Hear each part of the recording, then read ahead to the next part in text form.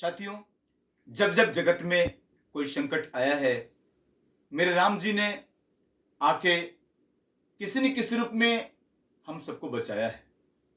कुछ लाइनें आप सबकी सेवा में। बिना राम के विपत्तियां के टारी, बिना राम के विपत्तियां के टारी, बिना राम के विपत्तियां के टारी हो, के टारी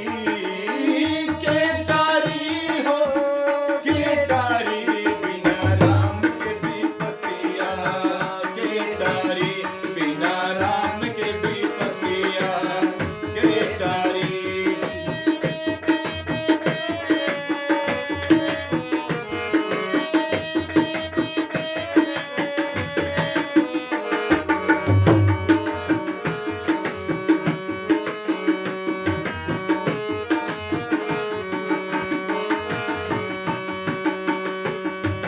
सतयुग में देख ली हम, त्रेता में देख ली, सतयुग में देख ली हम, त्रेता में देख ली, द्वापर में देख ली हम, कलयुग में देख ली, द्वापर में देख ली हम, कलयुग में देख ली।